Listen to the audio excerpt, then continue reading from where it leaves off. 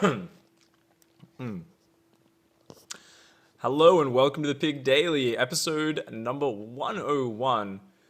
Today we've got Nerchio with us. We're going to be talking about Blizzcon and his series versus TY. So finally, no more Zerg versus Protoss in sight. We've got a whole bunch of epic ZvT games lined up today. Hey Nerchio, how you going, man? Hello, thank you for having me. And, well, I'm happy to be here. Finally, some good player discussing his games. Awesome. I think last time you had Elaser, right?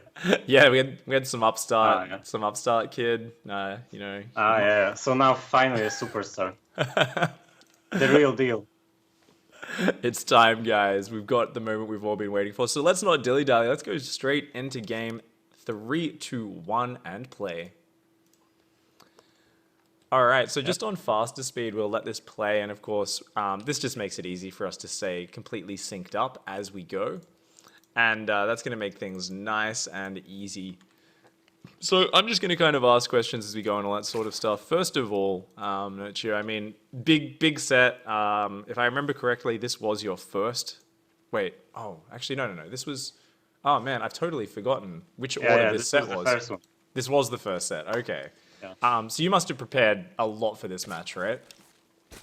Yeah, I mean, TY was at that time a mech player mostly, especially on New Gettysburg, which we'll talk about later on. Yeah, I prepared the strategies, but actually on this one that we are seeing right now, which is King Sejong, I actually went a little bit blind, I would say. Okay. So you're really expecting that mech play. What was your main game plan if you were going to be hitting mech? Just kind of like go up to Vipers or something? What are the main points? I mean, like King Sejong is not a bad map to play against mech because like you can attack from the left, from the right, and stuff like that. So I wasn't really afraid of this map that much, but yeah, he caught me off guard. I wanted to play a standard opening and see what he will do. And well, it ended on the opening, so... Spoiler alert.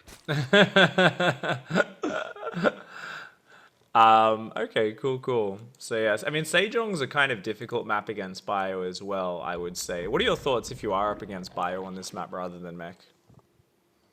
Well, my style was... for a long time, the Roach, Infestor, and stuff like that. And on this map, it has a lot of problems, mainly drops or liberators on both sides of the map, killing or stalling your mineral line. So, well, I changed my style at some point to Link Bane on this map, and it worked quite well. But I still didn't feel that confident with this to play against like the best players there that there is, and TY is one of the best. So like against Hellion openings, I wasn't so confident. All right. I did notice you hid your drone down at your third, so you didn't want to go for an Overlord speed opening this game. Just wanted to get the third very fast. No man, I never played Overlord speed. Yeah. Up to now, maybe. Now I start trying Overlord speed, but I just felt it's never that good actually. Especially because like basically 90% of the games were two medivac drop with Steam. So it's like, why do you need Overlord speed to see that? I actually totally agree with you. I feel like it's almost crazy that people spend so much money because you've got to spend it really early in the game, right? That slows down your build up, yeah? Yeah, exactly. And I felt that my build, I felt like my build is really solid to defend pretty much everything. Unfortunately, you can see right now that I missed the scout in the natural of the Hellions. I guess it was just a bad play by me. But I think if I saw the Hellions here, I would be fine. Oh, I actually did a little bit. But well, when I was playing, I didn't see those Hellions. Yep. And it basically ends the game when the Hellions enter my base. If you did see Hellions out, what would you have done differently? Probably add a couple more Zerglings, pull my queen to the natural. I mean, having Zerglings in the position will be probably enough. Yeah. But I pulled them for the Reaper, which was good play by TY as well, since, well, I needed to defend the Reaper as well. But the most important thing against Hellions is just having Zerglings in the position to stop them from getting, like, in the mineral line. Yeah. So the Reaper jumped in the main, pulled the Zerglings out, the Hellions ran in the front. I guess even just something small like this Overlord being slightly further to the front of the ledge at his natural, you probably would have seen the Hellions then. And that would have, helped you have that. So just a few more Zerglings and the Queens at the front. If the Hellions try to run past the Queens, you wrap around. And I mean, this is always such a pain in the butt, right? Because this has happened to... You've played about 10,000 tournament games at this time, so I'm sure you've had games like this many times before where just a simple mistake early on puts you really far behind. So obviously, we can kind of look at this and say, oh, well, you're pretty dead from here. It's going to be really hard to come back. But obviously, you're still going to try and fight it out. So, I mean, what's your main focus when you're this far behind? Is there anything you change in your build, or do you just try to play super perfectly? Well, you need to play super perfectly, 100%, but I mean, against TY, there's probably no coming back here. I mean, I still had to try, right? But against people a little bit worse than TY, I think there's still a chance, especially if you play the style with like Ravager, Infestor, since for a long time like they're dropping and not attacking on the front. So if you catch some drops, maybe you can come back. Yeah. Or maybe like I played a little bit greedy because, well, I needed to drone up again.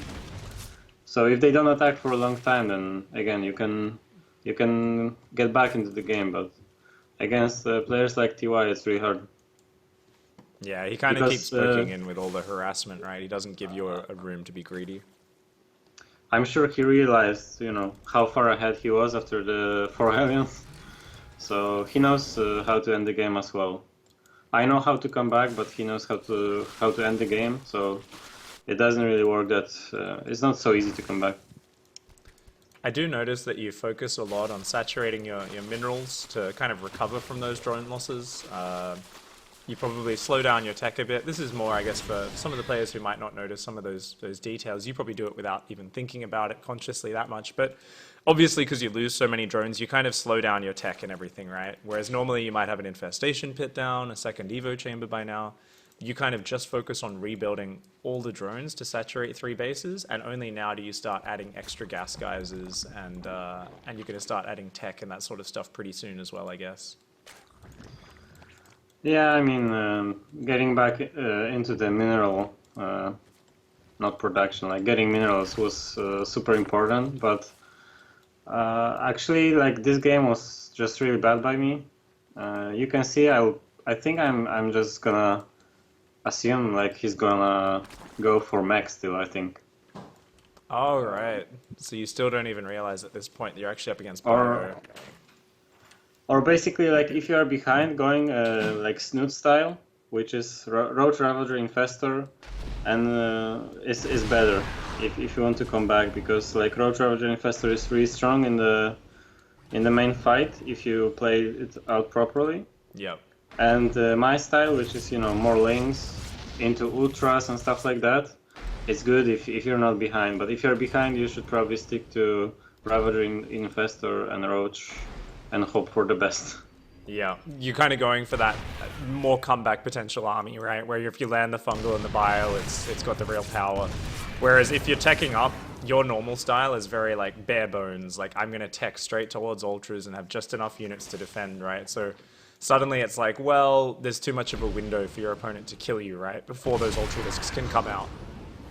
Yeah, I think like after the patch, it's probably even easier to get back into the game from this position, because now you have Road Infestors, so you can play around with them quite a lot in a situation like this. Yeah. But this game is just, well, I'm trying to do something. As you can see, I'm still like 30. I'm making roaches, and I'm like 40 supply behind anyway. So yeah, I'm still banking a lot of minerals because like I'm not sure what to do. And now I realize basically, oh, this is actually bio against me. So yeah, this double medivac drop, I missed it again because there was no overlord spread. And basically it all comes down to the first Hellion run by. Like, it killed way too much, maybe a few drones less and I would be fine, but I lost too much. Alright, so let's fast forward. We can just show the viewers the last fight, because at this point, there really is nothing else to analyze. You're down 30 supply when you're going roaches. Even if you're up 30 supply with roaches, you're usually behind. So it's really bad to be down in supply. Roaches aren't very supply efficient at max. So he's just going to roll in a few too many units. Everything just kind of spiraled out of control after that early damage, as you already pointed out. You can see he just kind of slow pushes with his tank bio. Yeah, I know that viewers want to, listen a little bit about the new patch as well. So, well, all I can say in this situation would be, like, pushing for TY would probably be much harder than it was here because there is no tankivax anymore. So I would probably try, like, keeping him out on the map with Infestor Ravager, so he cannot really siege up in the situation that he got here. And just try to buy time with that, right? And look for those angles. But as soon as the tanks are set up outside your base, then it becomes really difficult to break, right?